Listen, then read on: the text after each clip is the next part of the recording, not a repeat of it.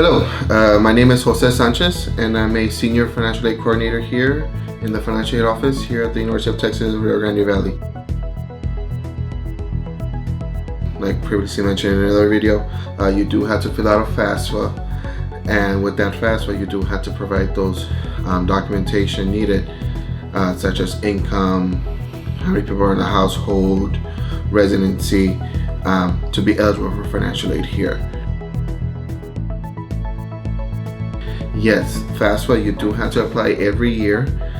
Here at the university, the FAFSA is good between fall all the way into the summer. So if you're going to be going, taking courses the following semester, then it is encouraged to apply again for FAFSA, so that way you'll be eligible for aid in that term.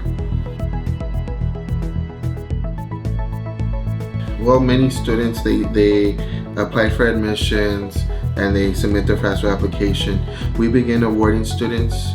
Our time frame is usually about a week to 2 weeks, depending on the time period, to award students from the date you were admitted into the program.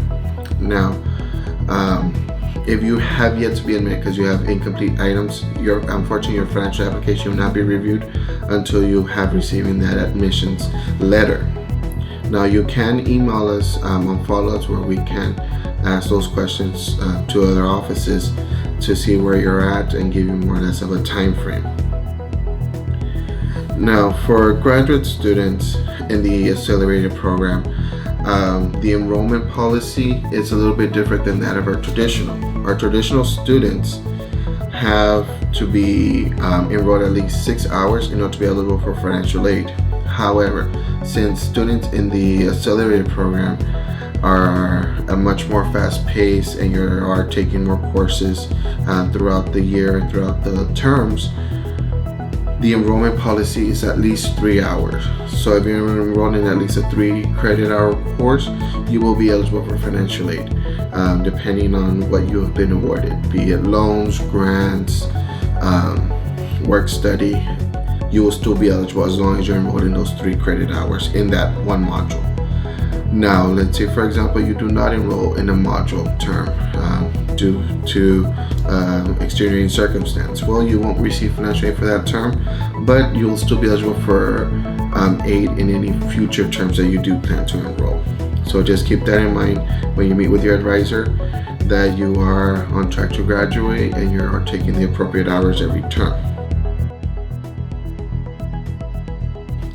Well, for students in the accelerated program, we do pay out financial aid 10 days prior to the first class day.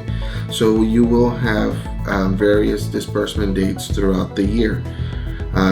For this coming module term, we do pay out 10 days prior, and on that day it usually does land on a Sunday. So usually sometime around the evening, you can log into your SIST account and see if your financial aid has been applied. If you haven't seen it's been applied, usually you can inquire the next day, and we can definitely review as to if there were any errors done. But typically it's always 10 days prior, as long as you've completed all requirements for your financial aid.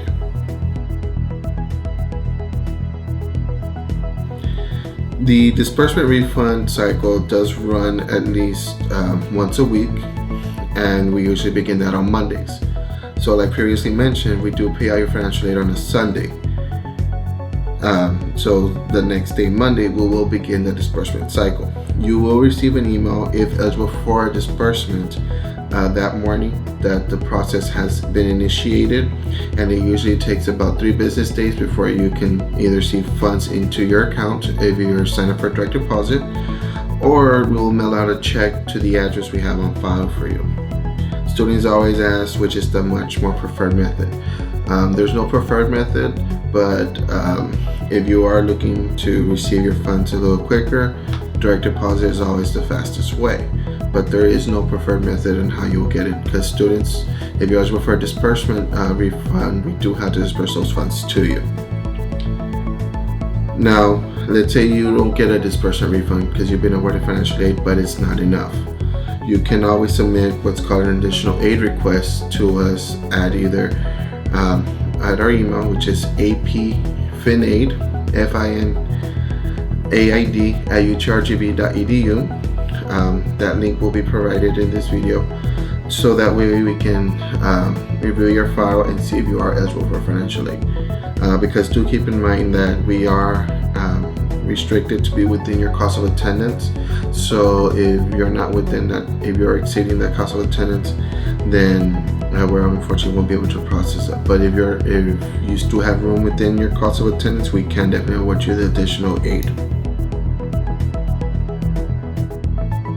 Yes, we can reallocate your funds if you're graduating earlier and you know that for a fact. We can reallocate your funds. However, we will need to have documentation on file. So you will need to initiate that request by sending the email, as previously mentioned, to our AP financial aid email. Now, let's say you're graduating and you don't want to reallocate those funds. Well, will you still be responsible for those funds that weren't dispersed to you? And the answer to that is no. You will not be responsible for any aid that was not dispersed to you. You will not be held liable in repaying that back if it is a student loan. The answer is yes. We do report to the National Clearinghouse students that enrolled in the module terms.